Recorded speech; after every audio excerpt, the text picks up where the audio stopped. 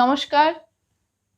আমাদের PSC clerkship main এক্সামের প্রস্তুতি চলছে। এর উপরে ভিডিও কয়েকটা দিয়ে রেখেছি এবং আজকেও পিএসসি মেইন এক্সামের কথা মাথায় রেখেই আজকেও আমার ভিডিও।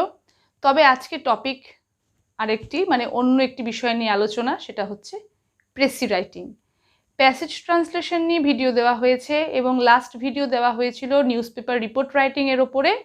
আজকে প্রেসি রাইটিং এর উপরে আলোচনা। প্রেসি সারাংশ যাকে বাংলায় বলছে, অর্থাৎ একটা প্যাসেজ দেওয়া থাকবে, তাকে পড়ে তার জিস্ট বুঝে আমাকে ছোট করে সংক্ষেপে সারমর্মটুকু লিখতে হবে। এটা হচ্ছে মূল কথা। এখানে শব্দ সংখ্যা একটা বড় ব্যাপার। প্যাসেজটি যত শব্দ সংখ্যার হবে তার ঠিক 1/3 1/3 শব্দ সংখ্যার মধ্যে আমাকে প্রেসি লেখা কমপ্লিট করতে হবে, এটা নিয়ম। তো সবসময় হয়তো তো হাতে ধরে শব্দ সংখ্যা গোনাও হয় না, বা একটা রাফলি এরকমও দেখা গেছে যে একটা অ্যাপ্রক্সিমেট হিসেব করে নেওয়া হয়, কিন্তু নিয়মে বলছে যে আর্টিকেল প্রিপোজিশন সবগুলোই একটি ওয়ার্ড এবং সেগুলো শুদ্ধই কাউন্ট করা হয়। আমাদের বোর্ডে একটি প্যাসেজ আমি লিখে রেখেছি, যেখানে শব্দ সংখ্যা হচ্ছে 209 209। এখানে মোট শব্দ সংখ্যা রয়েছে, তাতে আর্টিকেল প্রিপোজিশন সব কিছু ধরেই করা হয়েছে। এবার কথা হচ্ছে যে প্রেসি লেখার সময় কি কি বিষয়গুলো মনে রাখবো, কি বিষয় মনে রেখে আমাকে প্রেসি লিখতে হবে। হ্যাঁ, যে প্যাসেজ আমরা পাবো তাকে আমাদের 2 থেকে 3 বার, খুব পরীক্ষার সময় কি হয় কম্পিটিটিভ এক্সামে তো সময় হাতে খুবই কম থাকে, এটা একটা ঠিক কথা, কিন্তু তার মধ্যেও আমাকে ম্যানেজ করে 2 থেকে 3 বার প্যাসেজটি পড়ে নেওয়ার জন্য পড়ে নিতে হবে ভালো প্রেসি লিখতে গেলে। এটাকে তাড়াতাড়ি অনুধাবন করে নেওয়া এবং সব থেকে ভালো হবে আন্ডারলাইন করে নেওয়াও, যে কোন কোন সেন্টেন্সগুলোকে আমার ইম্পর্টেন্ট বলে মনে হচ্ছে। এখানে বলি যে কিছু শব্দ আমরা প্রেসির থেকে নিতে পারি, কিন্তু হুবহু সেন্টেন্সগুলো কিন্তু তুলে দেওয়া চলবে না। যে প্যাসেজের সেন্টেন্সগুলোকেই তুলে দিলাম প্রেসি রাইটিংয়ের মধ্যে, না, সেটা করা চলবে না। আমি ওয়ার্ড নিতে পারি কিন্তু সেন্টেন্স নয়। আর কোনো রকম ইলাস্ট্রেশন, কোনো রিপিটেশন, কোনো অ্যানালজি, কোনো কিচ্ছু কিন্তু আমরা প্রেসির মধ্যে দেব না।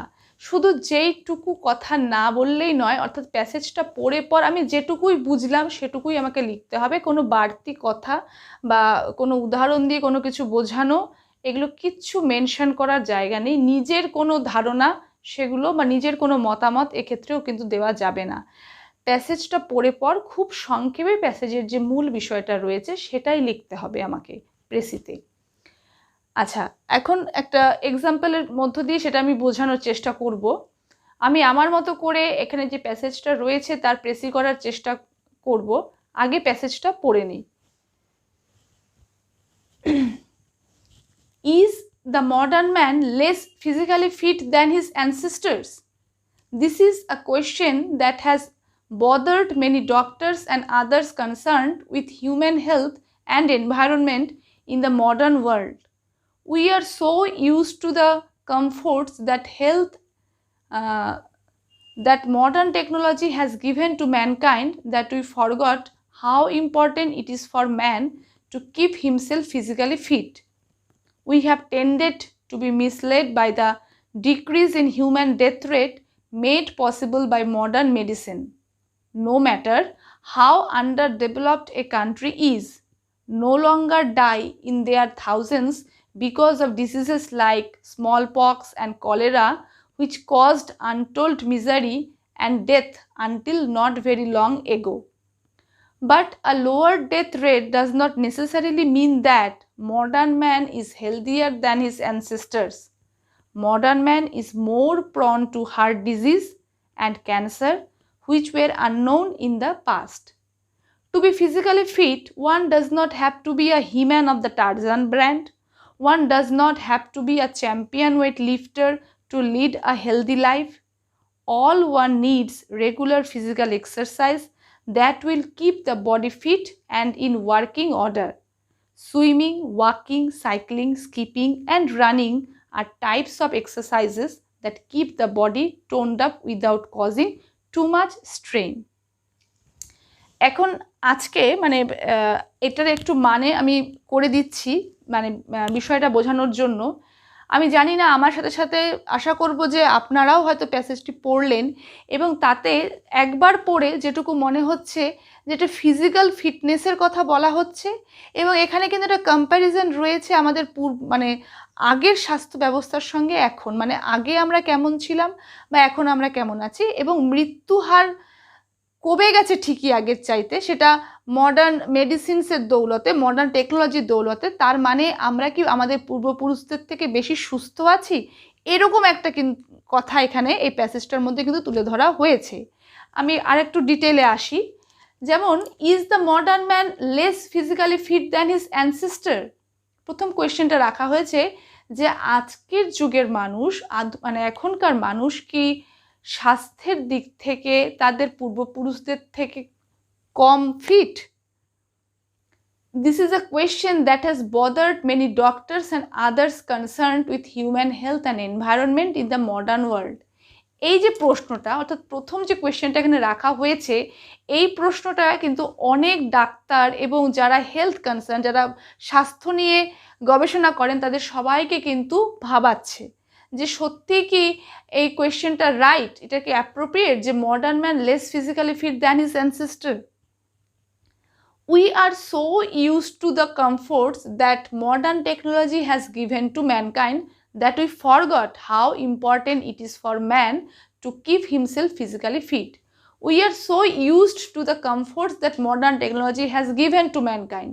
আমরা আজকে মানব সভ্যতায় আমাদের টেকনোলজির সাহায্যে যে সুবিধাগুলো পেয়েছি, তাতে আমরা এতটাই বেশি অভ্যস্ত হয়ে পড়েছি যে আমরা ভুলে গেছি, উই ফরগট, আমরা ভুলে যাই how important it is for man, আমাদের মানে প্রত্যেকটি মানুষের প্রতি কতটাই প্রয়োজনীয় to keep himself physically fit, সুস্বাস্থ্যের দিক থেকে নিজেকে একদম সুস্থ রাখা, সবল রাখা, এটা কতটা ইম্পর্টেন্ট এটা আমরা ভুলতেই বসে গেছি। কারণ আমরা এখন আধুনিক আরামদায়ক সমস্ত জিনিসপত্রের সাথে এত বেশি অভ্যস্ত হয়ে পড়েছি। We have tended to be misled by the decrease in human death rate made possible by modern medicine. আমরা এই ধারণাটা পোষণ করি যে এখন মানে হিউম্যান ডেথ রেট, মানুষের মরণ হার ডিক্রিজ, কমে গেছে, মেড পসিবল, কারণ সম্ভব হয়েছে মডার্ন মেডিসিন। এখনকার নানা রকম অ্যান্টিবায়োটিক্স বা অনেক রকম ওষুধের জন্য আগের চাইতে এখন মানুষের মৃত্যু হার কিন্তু কমে গেছে।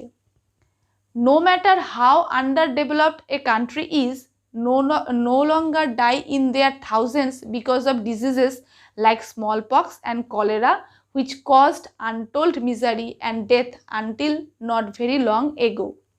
No matter how underdeveloped a country is, একটি দেশ যতটাই আন্ডার ডেভেলপড হোক না কেন, তারা হয়তো এখনো সেভাবে ডেভেলপড কান্ট্রি হয়ে উঠতে পারেনি, উন্নত দেশগুলির মতো তারা ডেভেলপড নয়, তারা আন্ডার ডেভেলপড ঠিকই, কিন্তু তবুও দেখা যাচ্ছে যে সেই সমস্ত দেশেও হাজার হাজার লোক কিন্তু এখন আর স্মল পক্স কিংবা কলেরার মতো রোগে আর মারা যাচ্ছে না, যেটা কিছুদিন আগেও একটা ব্যাপক হারে লোক মৃত্যুর কারণ হয়ে দাঁড়িয়েছিল। এই সমস্ত রোগ বা ব্যাধিগুলো, স্মল পক্স বা কলেরার মতো মহামারী, এদের ফলে লক্ষ লক্ষ লোক একসময় হয়তো মারা গেছে, কিন্তু এখন সেই দেশ উন্নত দেশ না হলেও সেই দেশেরও লোক কিন্তু এই সমস্ত রোগে আর মারা যাচ্ছে না, এটা ঠিকই। But a lower death rate does not necessarily mean that modern man is healthier than his ancestor. কিন্তু মৃত্যু হার কমে যাওয়া মানেই কিন্তু এই নয়, এটা বোঝায় না যে এখনকার মানুষ তাদের পূর্বপুরুষদের চাইতে বেশি সুস্থ, তাদের পূর্বপুরুষদের চাইতে যে তারা বেশি হেলদিয়ার, এটা কিন্তু মিন করে না, যদিও মৃত্যু হার কমে গেছে। Modern man is more prone to heart disease and cancer which were unknown in the past.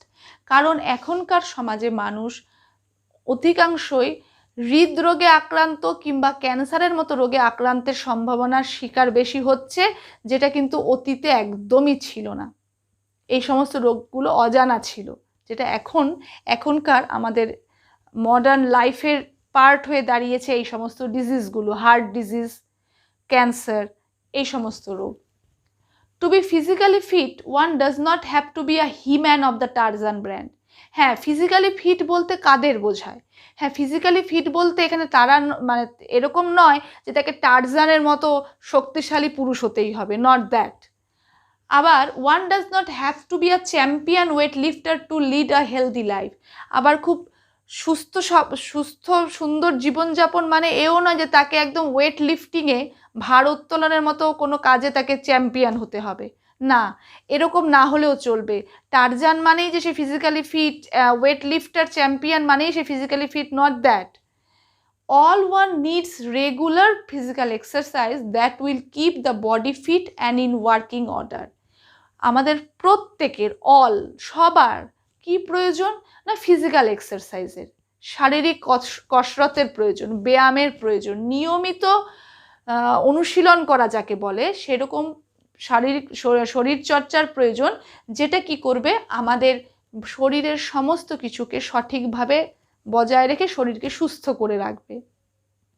Swimming, walking, cycling, skipping and running আর types of exercises that keep the body toned up without causing too much strain.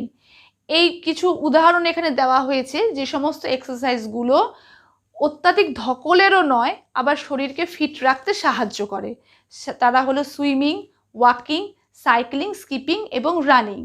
এই সমস্ত physical এক্সারসাইজের মধ্যে দিয়ে যদি আমরা নিয়মিত শরীরচর্চা করে থাকি তাহলে আমাদের শরীর অনেক বেশি ফিট থাকবে এবং হয়তো বা আমরা হার্ট ডিজিজ বা ক্যান্সারের মতো এরকম ব্যাধির হাত থেকে নিজেদেরকে বাঁচাতে পারবো।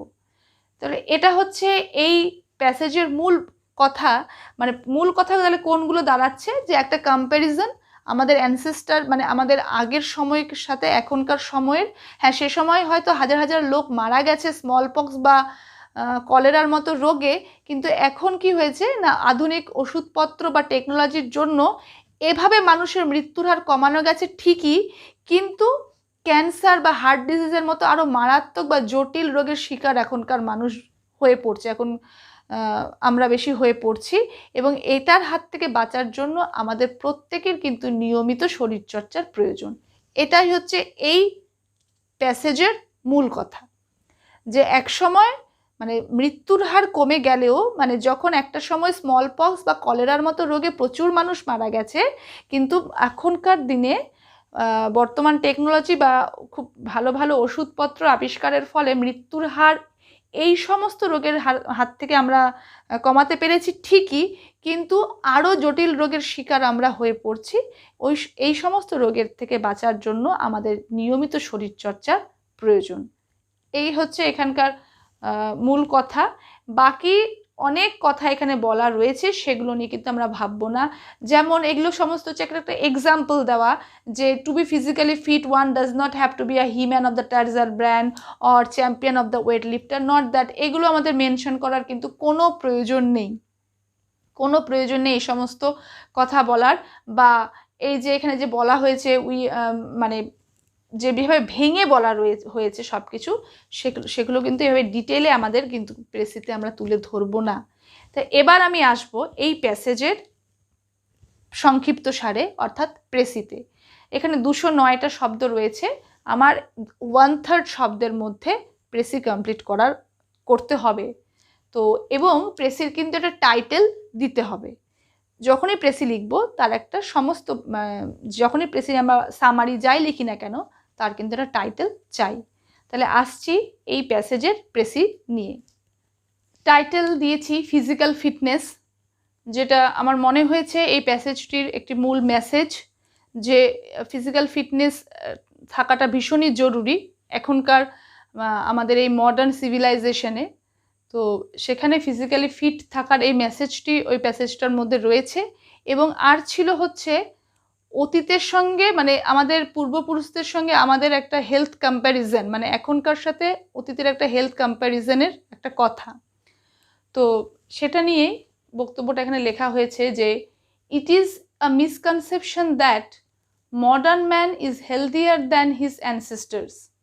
Modern medicine can increase the human life span by eradicating the fatal diseases like smallpox and cholera. But the comforts of modern technology enhance the possibilities of heart disease and cancer which were unknown in the past. Regular exercise, sorry এটা is the হবে, regular exercise is the only solution to keep one physically fit. এবার একটু এক্সপ্লেনেশনে আসি। It is a misconception that modern man is healthier than his ancestors. আমরা প্যাসেজে পড়ে দেখেছি যে যেহেতু আমাদের এখন ডেথ রেটটা কমে গেছে, অনেকই কমে গেছে আগের তুলনায়, তাই আমাদের মধ্যে একটা ধারণা হয়েছে বা আমরা একটা এই ধারণায় বিশ্বাস করি যে আমরা হয়তো আমাদের পূর্বপুরুষের চাইতে বেশি হেলদি, অনেক হেলদি রয়েছি। কিন্তু এটা একটা মিসকনসেপশন, সেটা একটা প্রমাণ হয়ে যায়, কারণ আমরা আগের যে সমস্ত ডিজিজ ছিল তার চাইতেও এখন আরও মারাত্মক ডিজিজের শিকার হচ্ছি আর কি, দিনের পর দিন শিকার হচ্ছি, আমরা সমস্ত ক্যান্সার বা হার্ট ডিজিজের মতো ডিজিজের শিকার হয়ে পড়ছি। কাজে এখানে একটা মিসকনসেপশন আমাদের রয়েছে যে it is a misconception that modern man is healthier than his ancestors. এটা একদম ভ্রান্ত ধারণা যে এখনকার মানুষ তাদের পূর্বপুরুষদের চাইতে বেশি healthy. Modern medicine can increase the human life span. এখনকার ওষুধপত্র, আধুনিক ওষুধপত্র বাড়াতে পেরেছে মানুষের আয়ুষ্কাল, বাড়াতে পেরেছে বাই এরাডিকেটিং দ্য ফ্যাটাল ডিজিজেস। কি সমস্ত রোগকে দূর করে, না এরাডিকেটিং হচ্ছে দূর করে দেওয়া, বিভিন্ন মারণ রোগ দূর করে, যেমন small pox and cholera. Small pox বা কলেরার মতো রোগের দূরীকরণের মধ্য দিয়ে আধুনিক ওষুধপত্র মানুষের আয়ুষ্কালকে বাড়াতে পেরেছে ঠিকই, কিন্তু the comforts of modern technology enhance the possibilities of heart disease and cancer which were unknown in the past. কিন্তু এখনকার এই আধুনিক প্রযুক্তির যে আরাম, যে সুখভোগ, এটাতে যেভাবে আমরা অভ্যস্ত হয়ে পড়েছি, সেটা কি করে দিচ্ছে না এনহ্যান্স, বাড়িয়ে দিচ্ছে দ্য পসিবিলিটিস, সম্ভাবনা। কোন কোন রোগের? না হার্ট ডিজিজ, হৃদরোগ এবং ক্যান্সারের মতো রোগগুলোর সম্ভাবনা প্রচুর বাড়িয়ে দিচ্ছে, যেই রোগগুলো ওয়ের আননোন ইন দ্য পাস্ট, অতীতে একেবারেই অজানা ছিল। অতীতে এই সমস্ত রোগের কোনো উল্লেখই ছিল না, যেগুলো এখন এই মডার্ন টেকনোলজি বা মডার্ন লাইফস্টাইল হচ্ছে এইটার রেসপন্সিবল, মানে এই সমস্ত রোগের কারণ হয়ে দাঁড়িয়েছে। তো এটার থেকে উপায়ও বলে দেওয়া হয়েছে। আমাদের প্যাসেজের শেষ অংশে একটা সলিউশন ছিল, সেটা ছিল এটাই যে regular exercise is the only solution to keep one physically fit. নিয়মিত শরীর চর্চাই হচ্ছে একমাত্র উপায় একজন যাতে সুস্থ ও সবল থাকতে পারে। তাহলে এটা ছিল আমার প্রেসি এবং আমার ওই প্যাসেজের ভাব বা সারাংশকে ভেবে এটা লেখা হয়েছে। আশা করছি যে আপনাদের অবশ্যই এটা একটা এক্সাম্পল হবে যে কিভাবে প্রেসি রাইটিং আমরা করব, কিভাবে আমরা লিখব। তো আমি আসছি আরও পরবর্তী ভিডিওতে আরও অনেক প্রেসির এক্সাম্পল বা নিউজ পেপার রিপোর্ট রাইটিংয়ের এক্সাম্পল এবং প্যাসেজ ট্রান্সলেশন নিয়ে। আপনারা এভাবে দেখতে থাকুন। ধন্যবাদ।